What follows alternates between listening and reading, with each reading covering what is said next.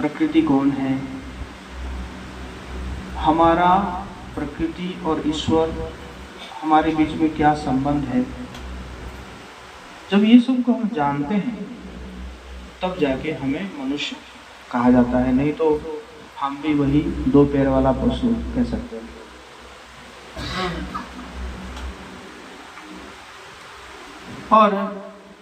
और ये सब ज्ञान जो है हमें जो है शास्त्रों में मिलता है।